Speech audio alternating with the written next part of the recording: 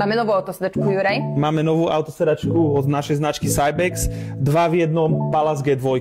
Je to autosedačka, ktorá kombinuje dve autosedačky v jednej, a to je konkrétne kategóriu od 15 mesiacov do 105 cm, kedy používame bezpečnostný pultík na miesto 5-bodových pásov.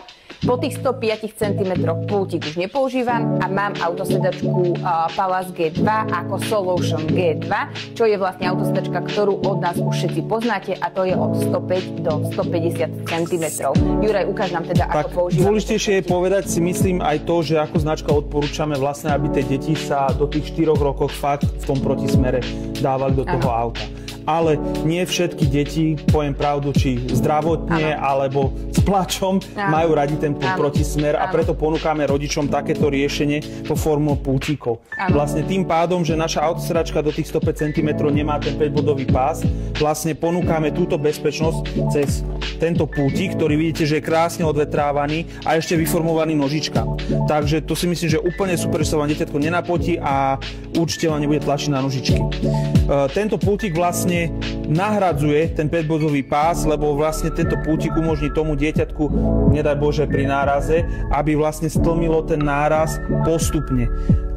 Veľká výhoda tohto aj je, že vlastne keď dieťatko je v tom už zabezpečené, tak to dieťatko má trošku väčší priestor na hýbanie. Nie je tam úplne sfixovaný ako vo formule, ale má ten priestor na trošku pohybovanie. Ale to je tá prvá fáza tejto autosedačky.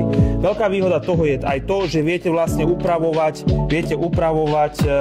veľkosť, alebo ako je to dieťa tam sfixované jednou rukou. Čo sa snažíme vždy jednou rukou pre dieťatka. Áno, len ono dôležité potom je, to nastavovanie je hlavne preto, že jedno dieťatko je útlejšie, jedno je také plnšie, pevnejšie, takže každé dieťatko musí byť viac menej teda chránené tým pultíkom. Teraz nie, že tam dáme nejaké útle dieťatko a necháme mu to takto teda vlastne povytiahnuté, lebo tým pádom ho ten pultík nechráni. Čiže dôležité je vždycky ten pultík správne vlastne pritlačiť k tomu teličku.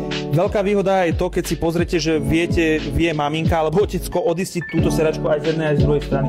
To je výhoda, že nemusíme teda uprostňovať pravú alebo ľavú stranu v aute z oboch strán. Ale čo sa deje pri 105 cm?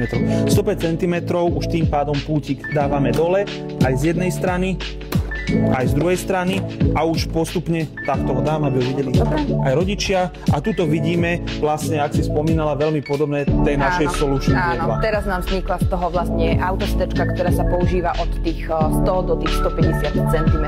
Áno, ktorá samozrejme rastie do 12 rokov. Čo je ešte veľmi dôležité aj to povedať, že vlastne táto bočná ochrana, ako vidíte, je flexibilná. Čo umožňuje vlastne rodinám, ktoré majú 3 detičky, aby vzadu vedeli mať 3 detičky. Tiež je tam, predpokladáme, odnímateľná tá bočná ochrana, takže viete si dať vlastne 3 autosedačky v danej kategórii vedľa seba. LSP systém, potom máte patentovaný headrest technológiu, vlastne aby pri spínkaní to dieťatko, hlavička zostala v tejto bezpečnostnej zóne a ešte polohovateľná. Samozrejme, polohovateľná. Takže toľko k novej autosedačke. Myslím, že treba si prísť vyskúšať do Hlohovca. Príďte si vybrať farbu. Ak vás táto autosedačka zaujala, takže nájdete ju dostupnú u nás. Takže tešíme sa na vás. Dovidenia.